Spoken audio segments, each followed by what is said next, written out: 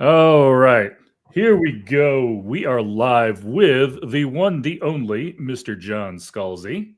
Uh, I did try to put a little bit of bio together for you real quick, and then I realized that if I included all of your bibliography and all of your awards, it was going to be really, really long.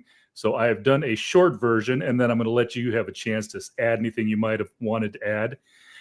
Anybody who doesn't know who you are obviously has never gone through the science fiction section. You got the John W. Campbell Award for Best New Writer for Old Man's War, which is probably your best known work. You've gotten multiple Hugo Awards, including the Best Novel for Red Shirts, multiple Locus Awards, including the Best Science Fiction Novel for the Kaiju Preservation Society, which was my gateway drug to you. Absolutely love that book. And then you also received the Robert A. Heinlein Award for, and this may be the longest award name I've ever heard, Outstanding Published Works in Science Fiction and Technical Writings to Inspire the Human Exploration of Space. Anything you'd like to add to that long list? No, I think that pretty much does it for me. I'm trying to think of what else there might possibly be, and I think you pretty much got it. Okay, I was trying not to make it too long. Yeah, no, I did I was a film critic beforehand. I worked for AOL, and I just did a number of other things. So yeah, no, that's but functionally for what we're doing now, all of that works. I'm hearing a little bit of an echo. Are you hearing an echo at all? Maybe just a hair, but not very much. It's not affecting anything, I don't think. Okay. At least on my end. I'm getting basically like a 5-second delay. Yeah. So. Okay. Is it just me that you're hearing, or is it you? No, it's both of us, and so that's kind of weird. I'm wondering if do you, by any chance, have it open somewhere? I don't know. I'm gonna. You know what I'm gonna do? I'm gonna go ahead and go very quickly and grab some microphones or some headphones, and I think that will probably help. Let me see if I just fixed it. Okay. Do you still hear the echo? Yes, I do. Oh, okay. I'm sorry. I am so full of technical problems. I came in late because the URL that I was sent had HTML weird encoding in it. So I'm just the problem child here. This is me, not you. All right, hold on. And in my defense, he did say that was the URL he was sent by the publicist, not the one from me. The one from me worked. No. I mean, that's the. I'm not blaming you for that at all. Okay, no, I'm still getting the delay. So. And you don't do you by any chance have the YouTube up right now? Like, do you have that up as well as the StreamYards? Oh, you know what? I'm again the problem. That was exactly what it was. Don't feel bad, Paul.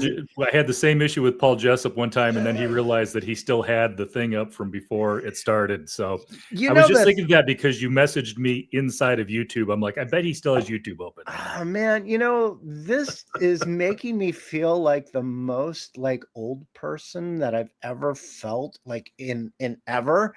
Like usually I'm the tech person at home. My mother-in-law is like, why is this happening, and I will solve it for her. And just today has been cursed, but all our problems are solved now.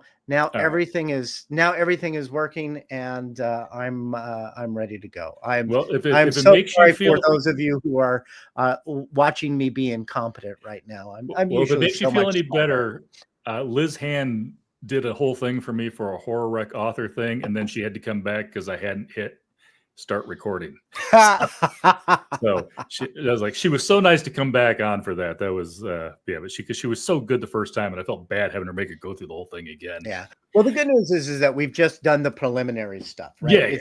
Yeah. We've just talked about who I am and how and all my little thingies. So now we're ready for the actual meat of the conversation. Perfect. Well, the first question I like to ask every author.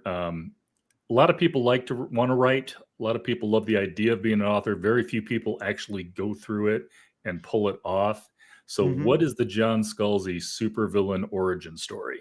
I mean, for me, it was literally, I decided at 14 that I was going to be a writer, and I didn't give myself a backup plan. So, for me, there was no other option. I grew up pretty poor. So the idea that, there would be any margin if I messed up was fairly low. And so basically I just, started on day one as deciding to be a writer, also being a little bit of a hustler. Now, I gave myself an edge in the 80s and 90s, which is when I was coming up, by not actually being a creative writer. I was working as a journalist and doing freelance work and things like that. So there were opportunities to actually make money as opposed to creative work, which is always kind of a little bit more difficult. So I was writing movie reviews and music reviews and entertainment interviews and just a whole bunch of stuff. I did, my first several books were actually nonfiction books. I did a book on personal finance. I did a book on astronomy. I did a couple books on humor. I did a book on science fiction film. So all of that meant that when I started writing fiction, I was already in a pretty good place financially. That made it easy to except that when one started off in the fiction realm, one didn't get paid too much. My day job was also writing, so that really helped. Perfect. Perfect. Another thing I like to ask, just for people, because a lot of people who watch these type of things, it's not just the fans. A lot of them are very aspiring authors. Mm-hmm. For you as a writer, what does a day in the life of John Scalzi look like? So basically, if I am writing a novel, or other major project, what I do try to do is basically there's 4 hours where I'll just be like, turn off the internet, do and just focus on what I'm supposed to be doing. And I usually have that guideline of about 4 hours a day or about 2,000 words, because as a former journalist, I can type pretty quickly and the words come out pretty quickly. And if I hit one or the other, usually I stop for the day. If I hit 4 hours and I'm not like at 2,000 words, I don't panic about it because some days are slower. If I've written 2,000 words, usually at that point, I'm somewhere close to a place where I can stop for the day anyway. So I won't necessarily hit exactly 2,000. I might hit 21 or 2,200 words. But usually that's enough where I feel like there's been some solid progress forward. But I also don't feel like my brain is completely deflated. And that is important because especially now as I'm 55, I'm going to be 56 this year. And I'm not as spry as I used to be mentally. And so it makes sense for me to basically leave a little headroom in my brain for being able to do other things and also to plan ahead for the next day of writing. So those are the two things that I usually do. And then once I'm done with the writing, because I usually do it first before I do anything else, because if you let the world in, the world will impinge on you. But after that, I will do all the emails that I have to do that are business related. I will take care of other projects that I might need to do. But at this point, the writing the novels is the day job. So that is the thing that always takes priority, no matter what else I'm doing. If I don't write novels, I don't eat. So it's time to make sure you have time for writing. And I do think that the repetition of it is important. I used to tell people write every day, but I think that that's less important than writing regularly and giving your brain basically, to mix metaphors, the muscle memory to be like, all right, my butt's in the chair. It's time for me to write. And if you do that on a regular basis, whatever it is, then it's going to be easier just to write. You don't have to worry about getting into the mood, because putting your butt in the chair just sort of automatically puts you into the mood. Perfect. And I think you sparked an idea there. If you ever have any issues and you can't think of something new, I think you've already got a setup plan for the writer's block diet plan. I think that would be possibly a bestseller there. You don't write, you can't eat. All right. And then one last thing before we get into the book, I always like to ask authors, if you had to teach a class, and it could be on any topic, but it was for aspiring authors, and it's either something that you learned that made life easier for you, or something that if you'd learned earlier might have made life easier for you, what would you talk about? Oh, I've done this. I was an instructor at Viable Paradise, and I also did a stint at Clarion one year. And the thing that I would talk about that I don't think gets talked about enough is actually the business aspect of writing, which is not about per se how much you're getting paid per word or anything like that, although that is actually important. But all the other things, the intellectual property aspect of it, the issues of setting up your financial life so that you have the time and space available to do the writing, the things that you need to be aware of in terms of, in the United States at least, the taxes. Like the thing that will whack a lot of writers is having to pay quarterly taxes, right? And just laying out the fact that when you set up shop as a writer, you are actually setting up shop. You are actually making a small business. And one of the most pernicious and dangerous things I think happens with writers, particularly creative writers, is they're like, well, I'm doing this for the art. The business is a secondary aspect of this. And my feeling about that is, one, you are setting yourself up to be taken advantage of by a lot of people for whom this is their business, and they're more than happy to let someone be soft and fuzzy about the business end of it, so they can take advantage of you. And the other thing is, quite frankly, all the things that you want to do as a writer are best achieved by having a solid business plan or a business understanding, because that's the milieu that we work in. Almost everything gets written for the stream of commerce, and so understanding that gives you more freedom, not less, as a writer, because you have the ability to take care of your own stuff. And so that is the thing that I always do, because I think other people can handle craft. Other people have been really good at handling the motivation for writing.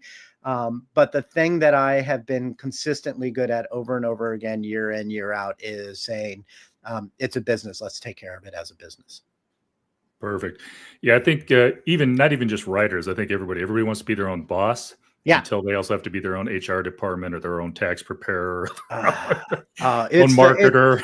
It's the absolute worst. I mean, the thing is I was very, very fortunate, and I actually have this as a thing, is I am very fortunate that my spouse, Christine, is very much has a business mind, as she would be the first to admit, not a creative bone in her body, but keeping track of contracts, keeping track of payments, making sure everything is done business wise. She is on top of that. It bothers her when it's not done. So she, is like, give it to me, let me do it. And I'm like, okay. So in that respect, I can do all those things, but she can do them better. And so having that spouse who, has her mind on the money, and, money on her mind, has been incredibly helpful. And I have always been very, very open to that, about the idea that the amount of success that I have had, in a very great portion, is due to the fact that I have a spouse who does handle the business end of things, that allows me to do, long-term planning and the creative stuff. It's a good business team. So if you can get yourself a spouse who has a business brain, excellent. Always helps to have that built-in person there. Yes, absolutely.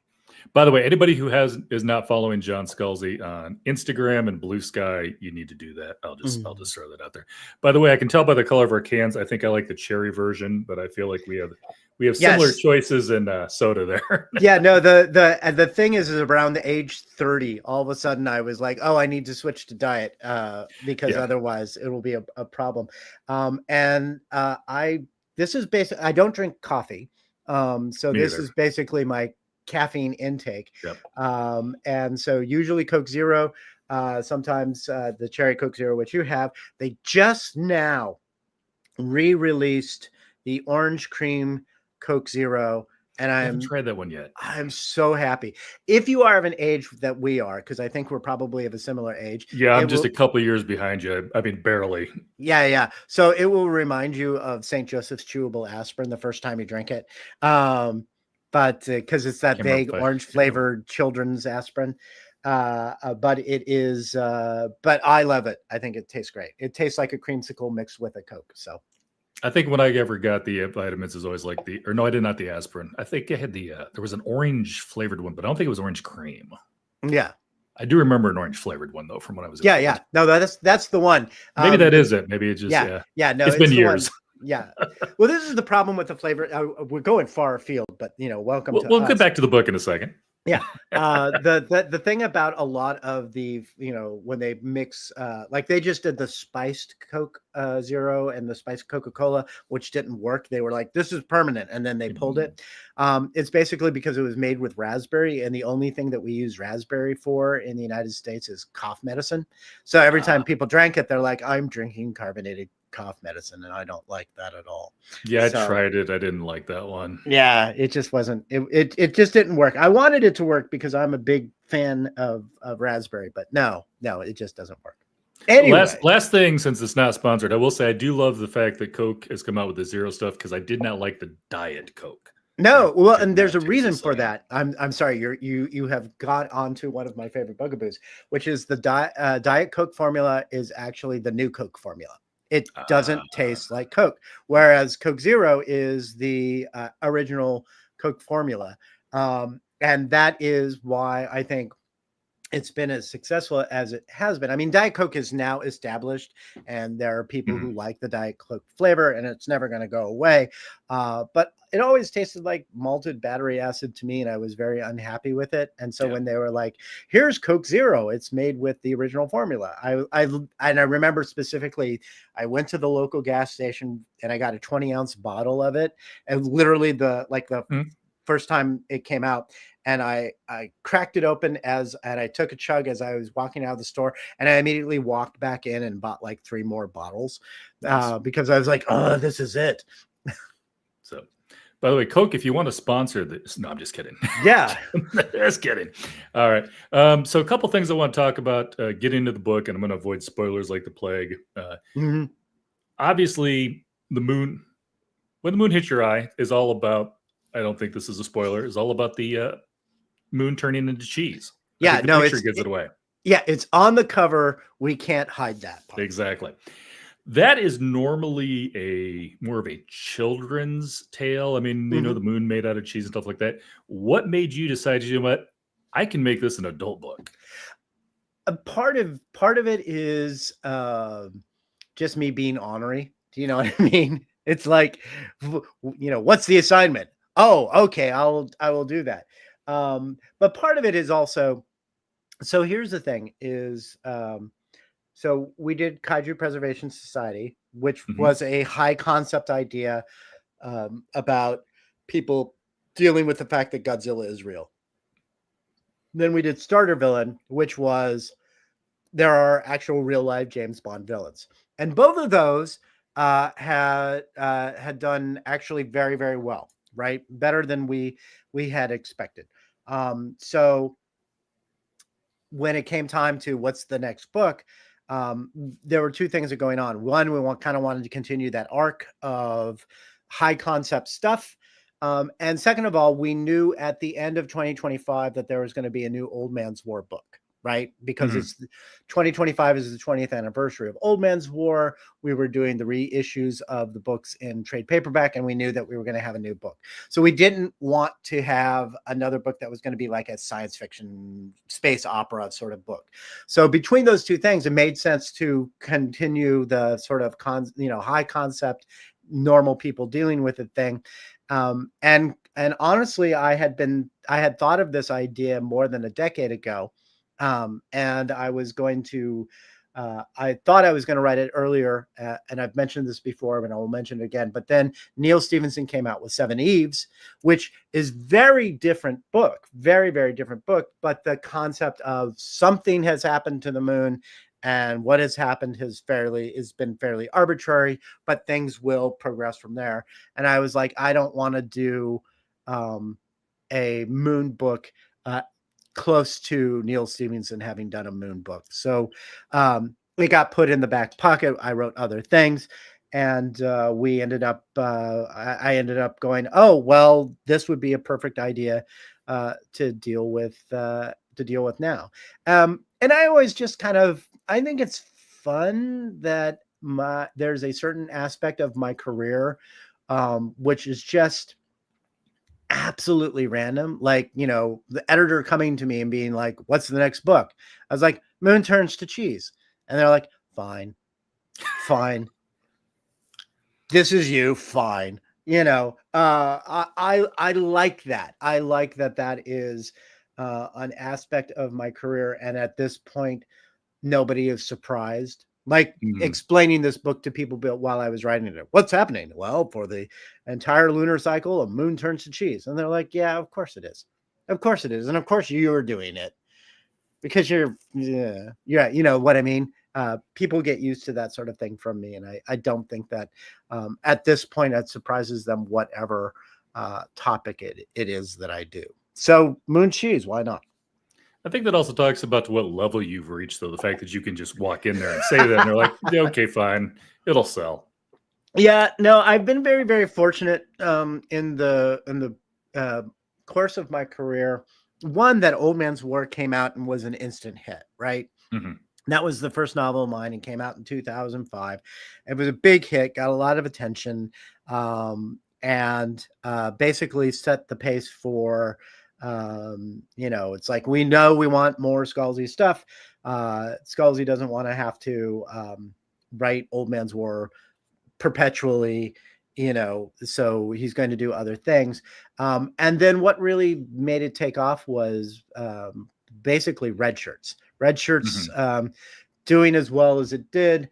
Being a funny book, explicitly advertised and marketed as a humorous book, which was extremely difficult to do for a very long time in science fiction, but also just being basically random, meant that when it came time for other books, and I was just like, I'm going to do this thing, and they're like, fine, they got used to that zig and zag, as opposed to it's October, it's time for another Old Man's War book. I don't have to write an Old Man's War book every year. I can do them when I think that there's a reason to do them.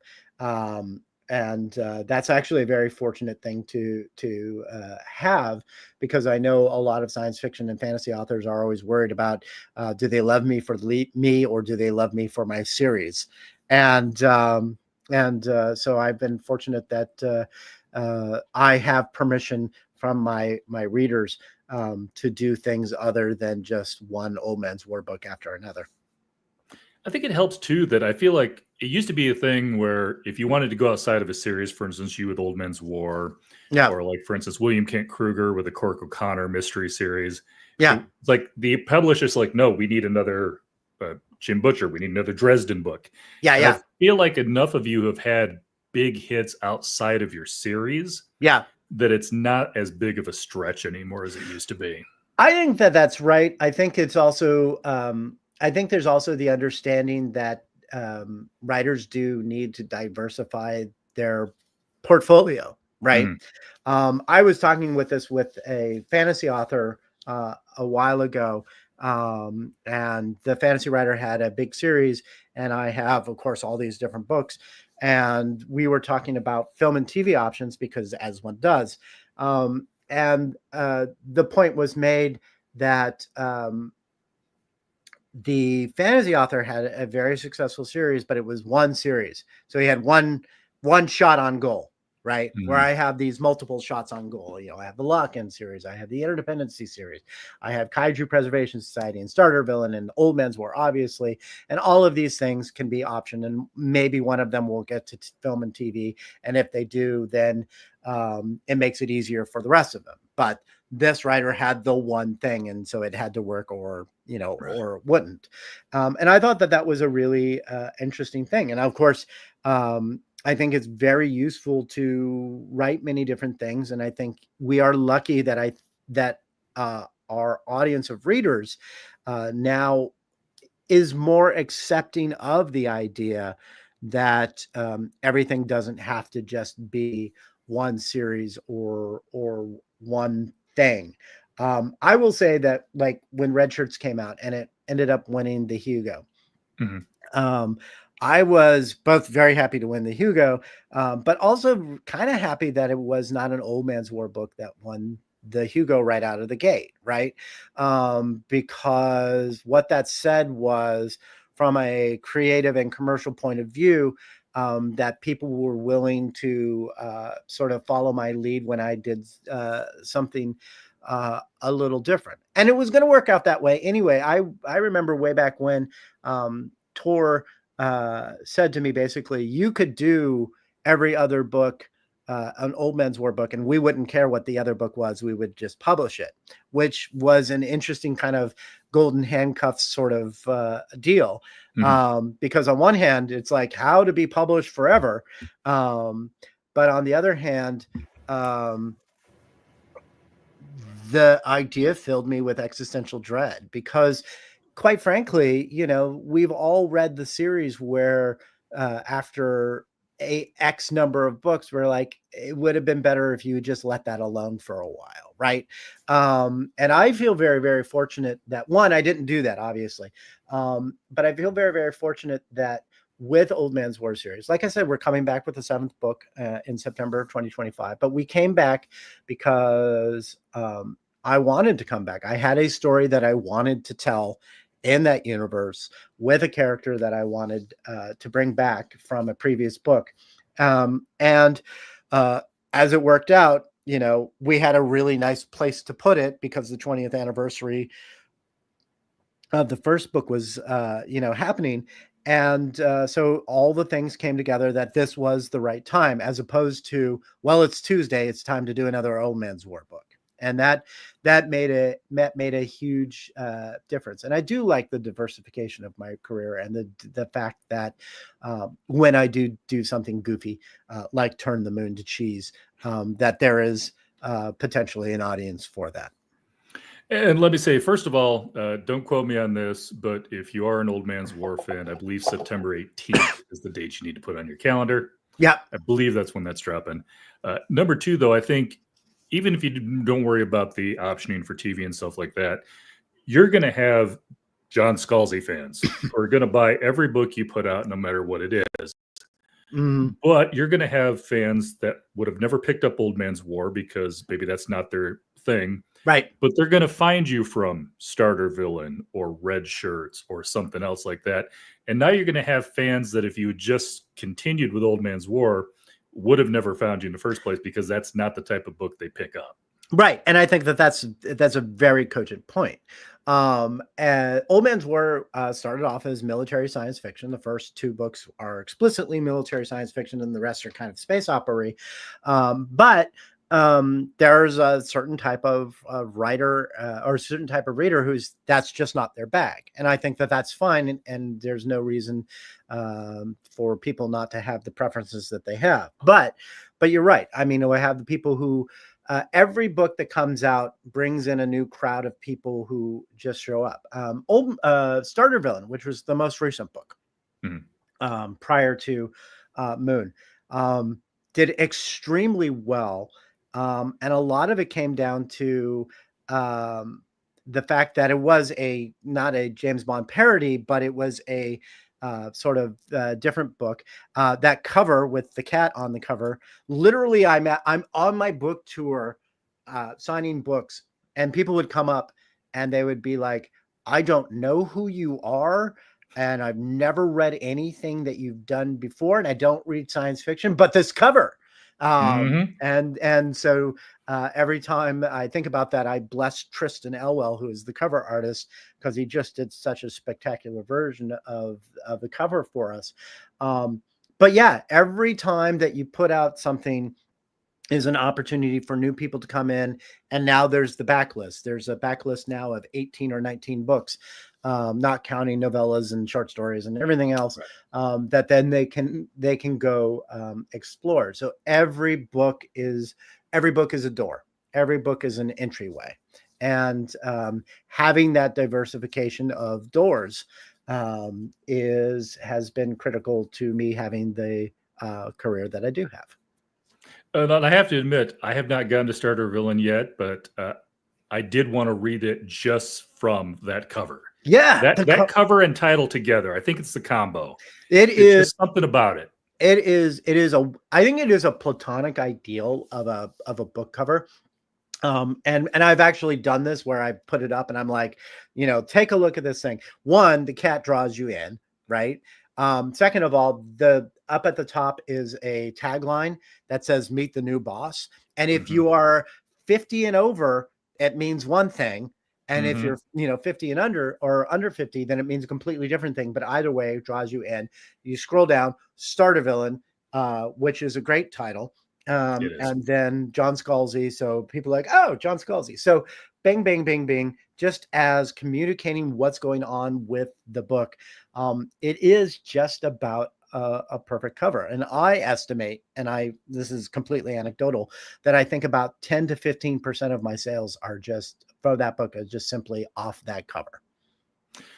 Well, the internet does like cats. The internet does like cats. I'm very happy with actually this cover as well too. The whole idea, Oh yeah. the moon and of course the astronaut taking a selfie, which is very 2020s. Yes, So yes. I do have to say, you were talking about the fact that you started Old Man's War in 2005, and as somebody who was, and again, I'm almost your age, 71. That's when I was born. yeah, It sounds like it's like, man, it feels like you've been writing longer than that, and then I have to stop and think, is like that was 20 years ago. yeah. No, I think it's it's like you're probably the same age I am, as like the 70s were something, the 80s were something, the 90s were something, but like the 2000s is all just like 2000 to 2025, and my brain has just been one decade. yeah. No, it's been a big blur, and it is weird every once in a while. So one, I drive my wife crazy by the Me fact too. that I will be like, I will listen, yeah, generally, but specifically, like we'll be listening to something from a song from the 80s, like Take On Me by Aha or something like that. I will say to her, this song is as far away from us in the timeline as Boogie Woogie Bugle Boy was Hmm. from the 1980s. And she's like, why do you do this to me? What is going on? But yeah, as you get older, I think it just things are begin to squish and mash and stuff like that. Someone was mentioning 2000, something came out in 2007, and I'm like, it can't possibly have been Hmm. that long ago, 18 years. But it's just time becomes much more fluid and sort of elastic the older you get. And it blows my mind that stuff that came out that when I was an adult is now old enough to be nostalgia, like emo music, Yeah. right?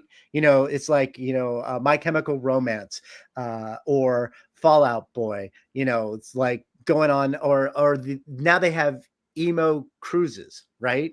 Which Hmm. means that the young scrappy emo fans are now old enough to afford to go on a cruise. And I have nothing against cruises. I am literally going on the Joko cruise in a week. So cruises are fun, but it is a certain type of person, mostly at a certain age, who can afford to get on Sure. a boat and be there for a week. So time is a thing. Time is a thing. And I think about the fact that I've had a career as a uh, I had a career as a professional novelist for 20 years, but I had a career for 15 years as a professional writer before that, right? Hmm. And just adding it all up and all the things that I've done over the course of my career and the course of my life. And I'm just like, how did I have time to do all of that? And the answer is time happens. It just Yep. it just does. It just catches up with you. Well, I don't think it helped. I swear everything post-COVID too has just been one year. Oh yeah. Oh It's just yeah. one No, big thing. the whole COVID thing was just very much of a why is this happening? And it was a very strange, fluid time. I was actually on a cruise when I found out about COVID. Like I was on the Joko cruise because I go on it Mm. annually because I'm on staff on it. And I remember people coming up to me going, "Did you hear about Tom? Did you hear about Tom? Did you hear about Tom?" And I'm like, "Who the hell is Tom? And why do I need to hear about him?" And it turned out to be Tom Hanks. He was one of the first people, first celebrities to get the COVID. And the reason Mm. people were telling me about it was I had lunch with Tom Hanks like a couple weeks before I went on the cruise. Gotcha. And so then the people who run the cruise is like, when did you have lunch? Because there's a question that I could have been patient zero on a cruise Hmm. for COVID. And it turned out that it was just outside of that. But then, everything went, wacky from there. Like we were the last of the second to last cruise to actually be able to dock. Um, Right. Yeah, that's what I it would have was, been worried about. yeah, it was us and an 80s cruise that came in the next day. And after that, they were like, no more. If you're on a boat, I don't know what to tell you. You're going to be on that boat for a while. By the way, there was a nice subtle name drop. I like that. That was Oh great. yeah, my friend Tom. All right. So getting back to the book. Uh-huh. I promise we are talking about the book. One Sure. of the things I noticed about this book is you tell it from an almost ridiculous amount of points of view. There's so many Sure. characters in there. When you started this book, was it always going to be that many points of view, or is that something that grew as you kept coming up with something? Oh, I need this. No, it was very much of always meant to be kind of a Robert Altman style novel, right? And for those of you who don't know the reference I just made, Robert Altman was a director primarily in the 70s and 80s. And one of the things that he was famous for was basically having many, many characters talking over each other and having multiple storylines and all that sort of stuff. So, I knew that the moon was turning to cheese. I knew Mhm. that I wanted to take place over a lunar cycle, which means that it structured itself into basically 29 chapters and change, right? Mhm. And so the moon shines on us all. And basically, I wanted to have a whole bunch of people have different, reactions to it. So it was always going to, the structure of it was always going to be a chapter a day and looking at various people in various stations of life dealing with the fact that the moon has turned to cheese. So for me, that was always kind of the attraction of it. And I was comparing this to fix-up novels, from the 50s and 60s, where a writer would take a whole bunch of short stories, put some narrative thread through them to Mhm. connect them, even if they were not connected before. And then all of a sudden, it's like jam all these stories together, a little bit of narrative thread, suddenly Martian Chronicles, right? That sort of Right. thing. So in many ways, this is a fix-up novel without anything to fix up. It was just literally always built to be lots of different narratives. Now you can do things like someone who's a minor character in one chapter will become a main character in another chapter, and all of this sort of stuff. And so there is a thread of continuity of characters through the book. But for me, the interest of it was this is something that affects each and every person on the planet. You can't ignore the moon has turned to cheese. So to focus on just one or two people for this thing made no sense. I wanted the broad spectrum of experience within the boundaries of the United States because that's where I am and where I'm more comfortable writing. I Mhm. would not, I would have exposed my ignorance to have a character from Ulaanbaatar talk at length about this, but someone from Delaware I could definitely do. Although you could have written off the research trip as a business expense. Yes, So there's that. this is the great thing about being an author. Everything is basically a tax deduction. I just bought a very expensive chair that I'm going to put into my office, and I'm like, it's going into my office. I need it for work. Is It's it the starter villain chair? No, I'm just kidding. it is the starter villain chair. It is, in fact, in starter villain, I talk about an Eames chair, which Mhm. I've been coveting an Eames chair for a very long time. And my friend, who is not helpful at all, just sent me a link where apparently there's a 25% off sale. And that was yesterday. And I was like, okay, I'll do that. And then I realized just how much money I spent. So please buy my book. Exactly. Yeah, I'd love to have a Mavix chair myself, but I need like the 90% off for the good one with the lumbar and the Right. heating pad and everything. So. Right. No, everyone's, but this is the thing, and this is another aspect we were talking about being older, and 50s is not super old, but it's not young either. But when you get to your 50s, you really appreciate a good chair, right? Yeah. Like there's something about it's like I'm looking forward to this chair the way I think some people in their 20s and 30s might be looking forward to a new car, right? Possible. Yeah, and it's just like sitting and be like, oh yes, because my back, right? And so, yeah, no, I splurged. Please buy my book. Yeah, let's face it. We are at the age where it's almost impossible to stand up or sit down without making some sort of noise. Oh yeah, the grunt. Yeah, the grunt. Yep. Yeah, you're always grunting, and your pets are looking at you like, what are you trying to say? I don't understand you. Well, it's like I have a dorky little 2013 Scion XB, but I Mhm. can tell you right now, the biggest thing I love about that car, because it does not handle corners worth a darn. I feel like Sure. you're going to fall over. But it's the only car I've ever had where I sit into it, I step out of it. It's not up, it's not down. It's like the perfect height. It's a lateral. It's a Yep. lateral move. I just go get it. sideways and I'm in my car. I felt that way. We bought, so 2003. My old car died, and I wanted a Honda Element. Oh, okay. Way back when, but my wife fell in love with the Odyssey minivan, and I was like, okay, we're gonna get a minivan. I did get a personalized plate that said "not cool," because when you get a Yep. because when you get a minivan, you just accept that about yourself. Pretty much. And then the same thing. It's like in and out, super easy, so much space for everything that you would need a car for. I hate that I fell in love with my minivan, and yet Mhm. it was just so convenient to have.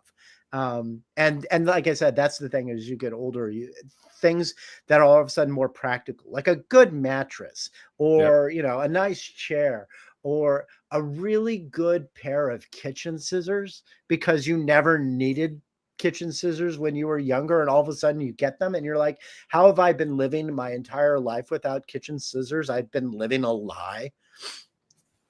So Yeah, I'm not sure I'm going to this be the this first one to coin this, but I feel like you hit about late 40s, mid 50s, and it's like comfort is the new style. Yes, absolutely. I'm loving, by the way, that the fact that this conversation has just gone so far afield. I mean, it's okay that it's like we will get to the book and we will talk about science fiction I've still stuff got a and so on and couple of so book forth. questions. No, I Yeah, promise. They're absolutely. coming. Let's just keep going. But the fact that we're like, but really a good chair, Yeah. kids, get in early on the good chair thing. That's all I can tell you. Yeah, I feel like you wouldn't probably be getting the same conversation if you were on here with like a 20-year-old. But No, absolutely not. And it's fine. One thing I did want to bring up before I forget about this, Yeah. there's a section towards the end. I'm not going to get into details because, again, no spoilers. Right. But I thought it was interesting. You have a conversation that takes place in the middle of a church. Uh-huh. And I will say, for anybody who's thinking about reading this book, or in case my mother stumbles across this, the language is a little bit more colorful than normally be deemed appropriate in such a setting. Right. That is a spoiler. That's a warning for her. But I thought that the speech that you had by James after that outburst, and also the prayer that he had home later at home after his wife goes to bed. Yeah. I thought those were so profound and so spot on, and I could see a preacher going, "Man, I wished I'd thought of that." That Yeah. was what prompted that chapter for you, because I thought the writing was spot on. Well, it was without spoiling anything. Mhm. The book is roughly divided into two aspects, um, and it's the first 2 weeks and the second 2 weeks of the lunar cycle, and something Mhm. happens in between those that makes for a really useful dividing point, and that's the only spoiler. But the aspect of it is that um, just in a general sense, the moon turning to cheese causes fear, doubt, and uncertainty, right? Um, and the simple fact of the matter is that it's not just the scientists that have to deal with it. It's not just the Mhm. politicians that have to deal with it. The United States is one of the most deeply religious countries on the planet, and so if you are going to try to portray all levels of American life and your story, then it makes sense to have the religious aspect of it as well. And I think that's really important, that within the context of the book, everybody in the book is treating this seriously. They all know it's Mhm. ridiculous, right? The moon has turned to cheese, but they have to be living their lives and they have to be dealing with stuff.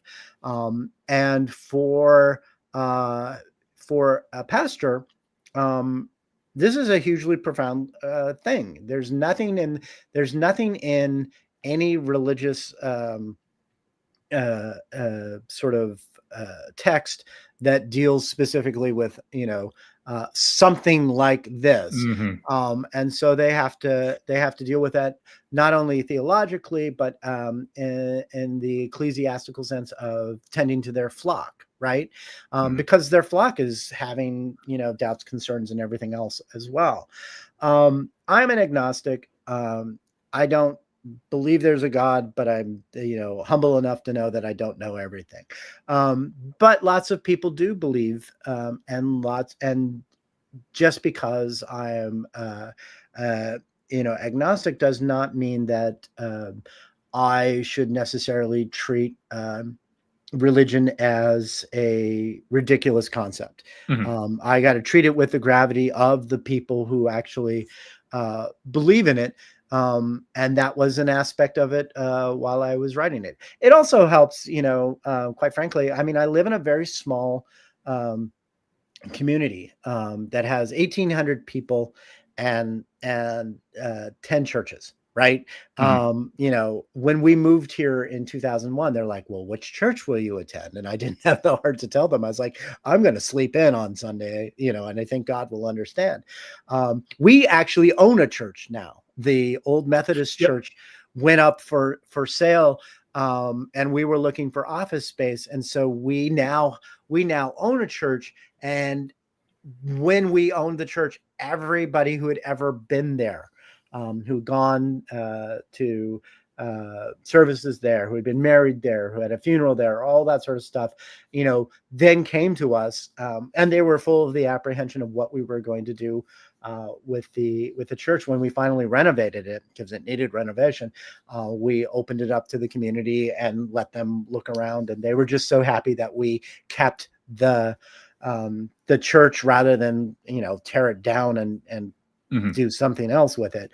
Um, so I am very, even as someone who is agnostic, I'm very aware of the importance of a church and the role of a community.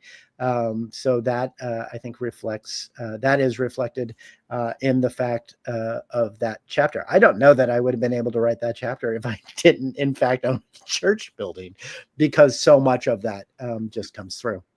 Perfect. I do have to say, I don't know if you need the side hustle, but I can see right now if you ever need some extra money, I bet you if you got ordained, there'd be some people loving to get married there at the church. Well, I am actually ordained. I've been Well, there ordained we go. for years through the Universal Life Church. We are not. We've had people when we bought the church. People came out of not. I don't want to say out of the woodwork because that sounds like derogatory, but they just came out and they're like, "Can we rent the church?" Because somebody wanted to use it for services and all that sort of stuff. And we have said no for a couple of reasons. One, because we are actually actively using it as office space. And we plan to do events there that will be open for the public, but they will be how we decide to do it. But the other thing is that if we start renting it out, then it is a commercial venue. Gotcha. And if it is commercial venue, then a whole other set of rules apply to it.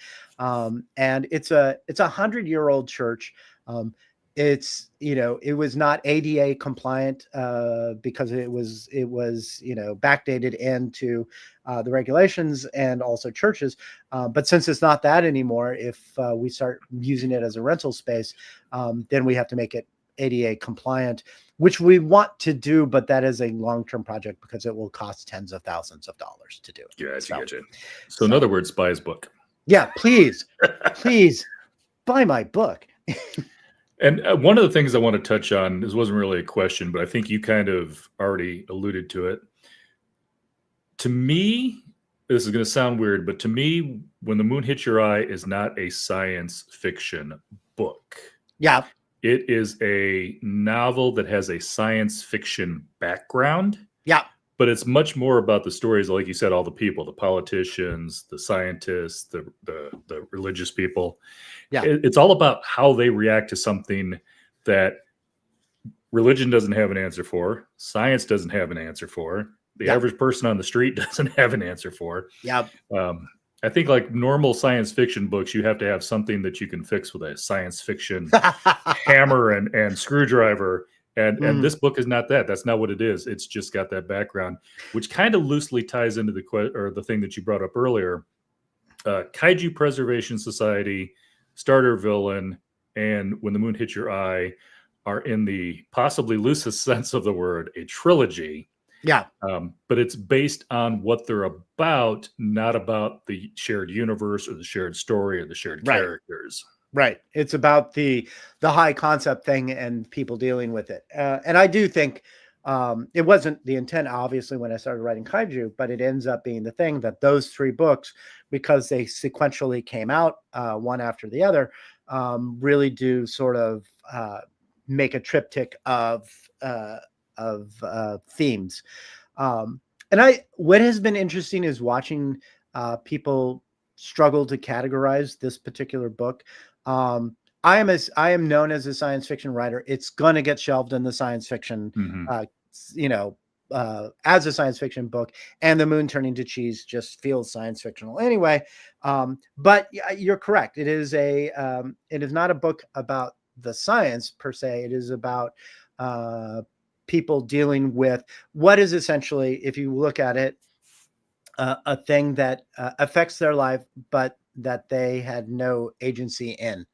And certainly that is a thing that people understand. No matter what generation you are or what age that you've lived in, we have always been enthralled to events that we had no control over. That weren't necessarily things that we would have wanted or expected, but we have to deal with them anyway. Great Depression, World War II, Cold War, whatever it is that, everybody is dealing with. And Lord knows we're dealing with things now. But all of these things, you put them together, everybody has to deal with things that are that they had no hand in. And so in that sort of sense, that's what this book is about. Something has happened. We have to deal with it. The thing that I have them deal with is absurd, but they cannot treat it as an absurdity because it actually affects their life. Is it science fiction? It will be classified as science fiction because I am a science fiction writer. Is it fantasy? It is kind of fantasy. Someone described it as magical realism. And I think Borges will, and Gabriel Garcia will be like, rolling their, eyes at that, but it's also not inaccurate either. Um, it is in a very, very weird category of a fantastical idea that is the impetus for kitchen table drama. Hmm. Sorry, I was trying to remember. Yeah, it was okay. So it kind of, when we were talking about that, I was trying to remember. I think it was I couldn't remember the name of the book, but it's John Sanford wrote a book called Saturn Run, Yeah. which I think they had the exact same problem with, because he's a mystery author. Yeah. And this was set around, space and Saturn and aliens and stuff. And like nobody knew where to put. I think it ended up getting shelved in fiction at the bookstore I Right. was at, because they had no idea what to do with it. Yeah. But this is actually this is a point that I like making about science fiction. The great thing about science fiction and being a science fiction writer is how capacious the field is. That I can, in fact, write just about anything I want. And people will be like, yeah, sure, that's science fiction. Because, I can write, a noir in it, like I did with like The Dispatcher, or crime novels, like I did with the Lock-In series, or funny, humorous books like I did with Red Shirts, and so on and so forth. And it all kind of fits into the science fiction milieu. Whereas if you are known for being a literary fiction person, and all of a sudden you write something that is explicitly science fictional, then you have an argument on your hands about where it's going to be, where it's going to be shelved. I remember when I spoke with Tor right around the time that I did that first ridiculously long contract with them in 2005. That's the 13-book contract. And one of the things that I said is I don't want to be I don't want to make the leap to be a mainstream author. What I want to do is I want to be science fiction's ambassador to the mainstream. I want to be the person who writes the books that you can give to the person who says they don't read science fiction and they don't know what they think about science fiction, or they find science fiction too intimidating, and you give them one of my books and they're like, oh, well, I can read this. This makes perfect sense. So, once again, with Kaiju and with Starter Villain and with Moon Hits Your Eye, these are all science fictional books in a very sort of broad sense, but they're also books that you could give to someone who hasn't read science fiction, and they're not going to get lost in them. They're not going to get lost in the terminology, I should say. They'll get lost in the story, which is what you want them to do. And then they'll come out of it being like, well, why was I intimidated by science fiction for so long? This is fun stuff. And that's like, cool. And here are all these other amazing writers for you to try out. Like, I get you through the door, and then, here's Mary Robinette Kowal. Here's N.K. Jemisin. Here is James S.A. Corr. Here are all the other stuff that's going on that now you don't feel like you are going to be intimidated by. Perfect. All right. So I don't want to get into any spoilers. I think we already kind of touched on one of the last things I was going to say, was about how fun it would be to take on these topics instead of your normal sci-fi fare like Old Man's War. But I think we've kind of gone in depth on that. I do want to say one of the other things I did love about this, and again, you talked about the premise, and I won't say cheesy because that's too easy. But it is a very corny premise on its surface. Sure. But the fact, like you said, that it is admitted in the book to the people who are dealing with this that this is utterly ridiculous. Yep. But you also manage to get in each of those, because it's a multi-POV, you've got those different characters. You've got the ones that are like, oh my goodness, oh my goodness, oh my goodness, the sky is falling, they're panicking. You've got the ones like, yeah, we're screwed. They're just, but you've also got the ones who are like, yeah, okay, I know we got to deal with this, but that doesn't change the fact that my term paper's due on Tuesday. Those are the people that are still walking through the end of life, or walking through your normal everyday life. Yeah. And so I feel like everybody who reads this book can at least see part of themselves in at least one character, which I think helps bring it out to the masses. Sure. And again, that was intentional. Like, I did want to have a broad range of characters, so that whatever the situation was, sooner or later you can see yourself in it. And I do think, again, many years ago, I did a TV show where I was talking about what would happen if aliens came from space and landed, and Mhm. and the answer is, one, it would absolutely change the world. Two, you would still have to take out the trash, right? Yep. And quite honestly, if you look at so much of my writing, it exists between those 2 points. Incredible life-changing thing has happened. Also, I have bills, right? And the interplay between those two things has always been fascinating to me, and I can feel it as a human going through the world. I have an absolutely bizarre life, right? I write things for a living. I go from place to place talking about the thing that I wrote about. I have fans. Famous people know me. I know famous people. I get to see the world. My life is, in the best sense, absolutely absurd, right? Mhm. Also, I have to clean the cat box on a weekly basis. I have bills to pay. I do actually have to write the books. If I don't, and that just means sitting in a hole, and typing them out and making sure that they get done. The fantastic aspects of my life exist side by side by the absolutely mundane aspects of my life. And I find the interplay between those two things to be incredible and fascinating. And I can't believe that this is actually my life. So when it comes to writing stuff, that interplay fascinates me as well. The idea of, the mundane world wrapped up in the fantastical, and how everybody kind of navigates through that. I think I can write about it endlessly, and probably will until, I'm 70, which is when my contract runs out. So, Well, that sounds like perfect timing then. yeah, exactly. So just to remind everybody, this drops Tuesday. Is that right? No, it drops. Actually, we're a little bit early on it. It comes out on March March. 25th. So Oh, wow. We're earlier than I thought. yeah, no, Okay. we're a little bit early, but that's okay, because you know what?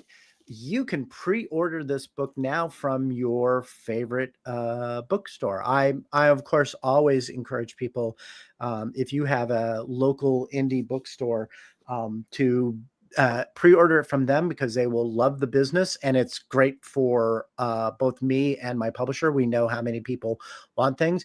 But if you don't have a good local indie, then a good local chain, or even buying it online, or all that sort of stuff, makes sense. But pre-orders are great, because that lets us gauge what we are what people want, and also then it shows up on your door the day that it's supposed to come out, and you're like, oh, I bought this like 4 months ago. Who knew?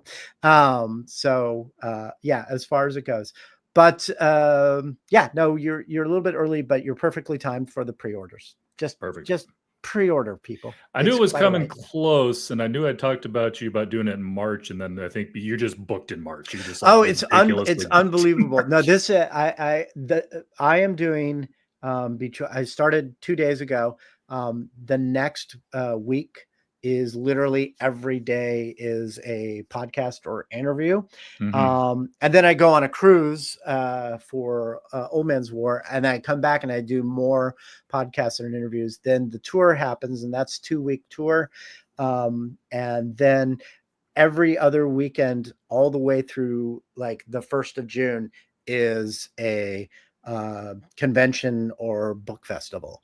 Yep. So absolutely no rest for the wicked. And then in September, because I have another book coming out, I have 2 books this year, I get to do it all over again. So somewhere in there, I have to write another book. We'll see what happens with that. And this is where I usually remind people too to be nice to your authors. John Scalzi right now is talking to us about a book that he probably finished writing a year ago, or Oh yeah. maybe longer.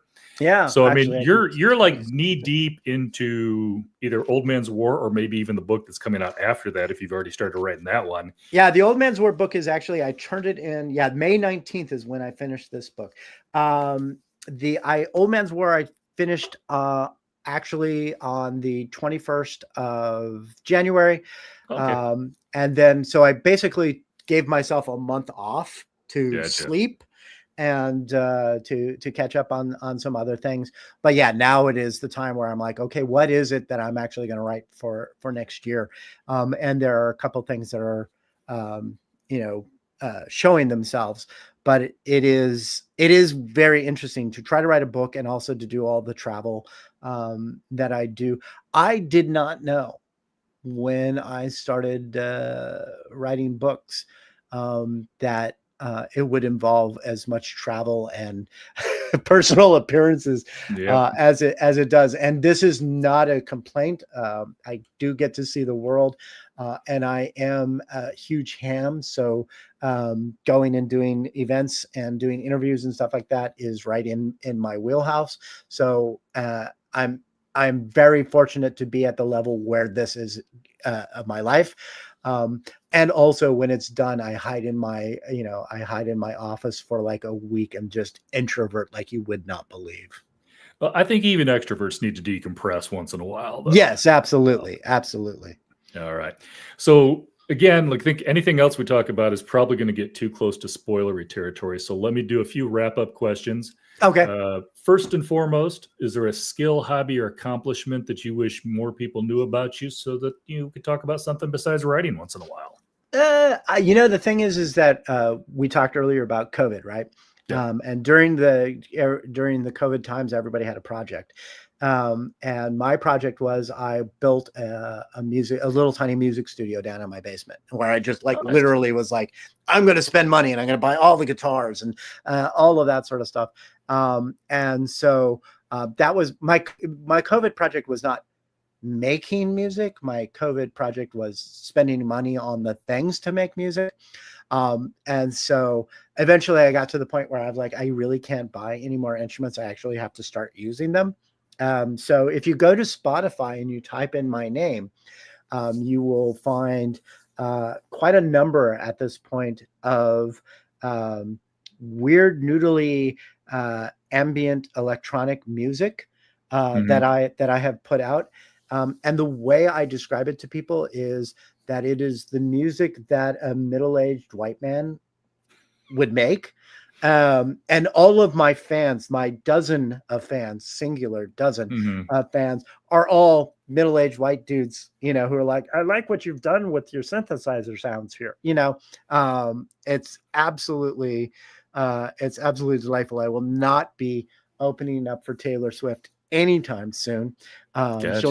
She'll never call me and be like, Sabrina Carpenter broke her leg. We need noodly middle-aged ambient music. But I enjoy it. I've been having fun doing it, and it's been fun learning a new skill that's both creative and has absolutely no consequence if I never do anything with it. Like, nobody will ever think of John Scalzi musician before they think of John Scalzi author, right? I can put out something and nobody cares if it's good or bad. They just, it's absolutely no pressure, and I absolutely love it. So if you want to experience my noodly ambient musings, go to your favorite streaming service, type John Scalzi, and you will find it. I think we need to just put a band together, though. I've talked to quite a few authors that do music on the side as well. Yeah. I can see it now. We'll get you, Nat Cassidy, and Josh Mallerman together, and we'll just call it like the Inkwells or something. It'll be fun. It's hilarious because you can't see it because I intentionally have this sort of like, but there are right now 1, 2, 3, 4, 5, 6, 7, 8, 9, 10, 11 guitars in my office, right? And they are and they range from just like weird little mini tellies to an SG over here that is painted like a psychedelic version of the Little Prince. So Wow. yeah. So as far as it goes, I actually had to promise Chrissy, that I would not purchase any more guitars in 2025 because there's absolutely no reason for me to have any more. I actually have to play them now. And I'm like, fair. And you can only really play one at a time, usually. Right. But here's a fun thing. If you want to see a ridiculous guitar, go to Google, type Scalzi the Beast, and you will. All I'm saying is that when you look at that guitar, the question that will come up is absolutely why. Here, someone says, I get the feeling Red Shirts must have had some connection to Will Wheaton. He did narrate it. But I knew Will before he narrated it. And so certainly the fact that, a good friend of mine was a Star Trek person meant that I was able to get some insight into what it was like to be on an actual Star Trek TV series.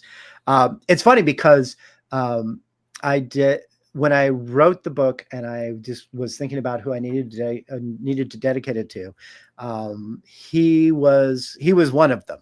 And that made it really easy because like, here, Will, it's dedicated to you. Also, will you narrate it, please? Wow. There's a little butter on that bread. Just a little bit of butter on that bread. All right. One other thing I like to ask before we get, obviously, what are you reading now?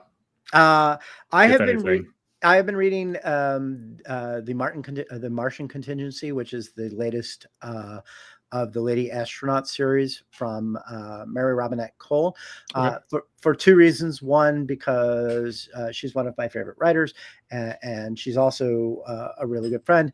And the second thing is that she and I are doing an event together on the 23rd of March in Columbus, Ohio, at the public library. And it would be really incredibly embarrassing if I came to the event not having read her book, because I know that she's already read When the Moon Hits Your Eye, right? Gotcha. No pressure at all. So I'd be like, show up and be like, so your book, I didn't read it, but could you tell us a little bit about it? Yeah, that would be disrespectful. So, but as it happens, it's also an extremely good book because, of course, it is. It's a Lady Astronaut book, and those books have won all the awards and so on and so forth. Well, you've mentioned her twice now, so I think you like her work. Yeah, yes. Is there a question that you expected to be asked that you weren't, or just something that you wanted to talk about? This is a freebie. See, this has always been a really interesting question to me because I used to be a film critic, and I would do tons and tons of interviews. And so I always just laid out the questions that I wanted to ask. So for me, it's always been, when I'm interviewed, I just assume that you've asked the questions that you wanted to ask. And so I keep my brain this like blank space for just whatever it is that you wanted to text. So I never think about why aren't you asking this question or that question or anything other? The one thing I will say is that having for like many years, for like over a decade, been the person who is on the other side of the interview thing, and then having that switch over time has been fascinating. Like the whole thing of being, I think it gives me sympathy for the people who have to interview me.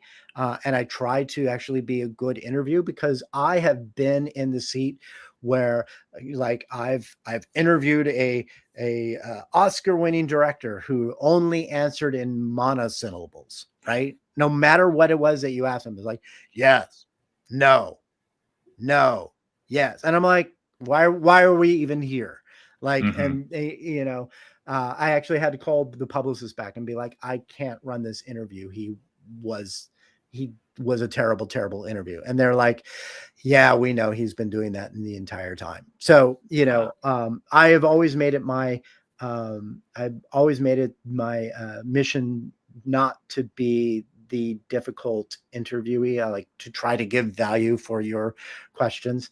So I never think about what it is that that I would have asked. I always just bring it to What have you asked, and how can I best answer it in a way that would be interesting and amusing and doesn't waste your time or the time of the people who are actually like going to see the interview or read it or listen to it or whatever. So basically, that's my way of saying no. I don't have any questions for you.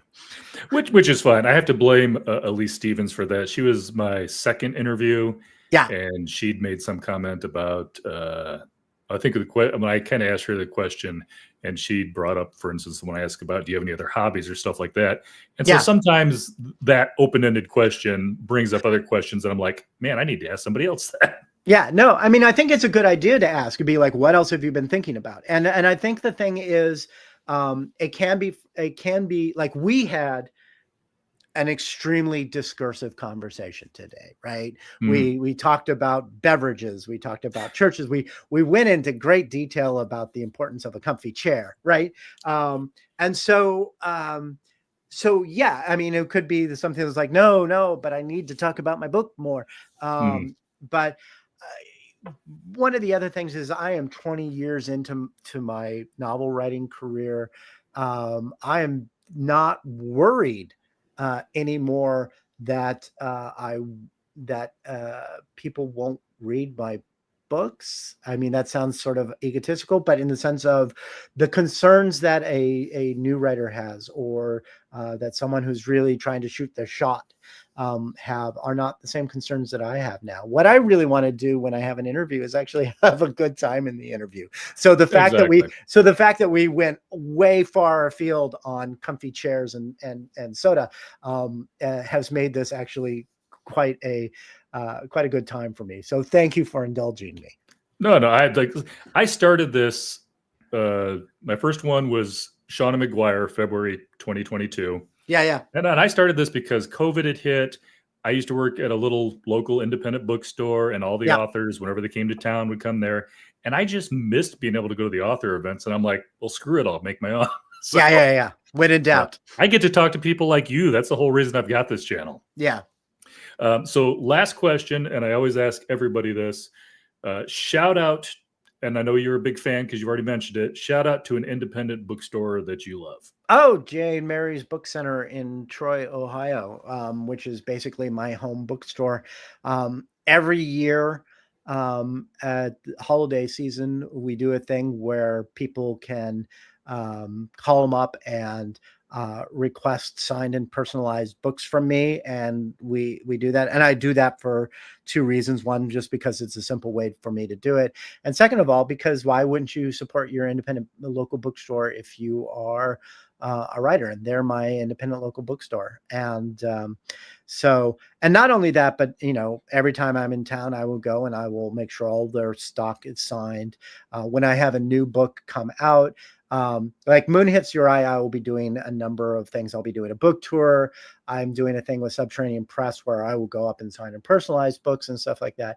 But at the end of the day, if you've somehow managed to miss me elsewhere, you can call up Jane Mary's Book Center and be like, could you ask him to personalize this or sign it?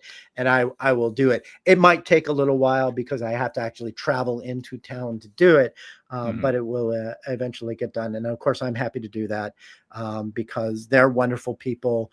And it's just so much a thing that I think writers should do. You should absolutely support the bookstores that you have in your community.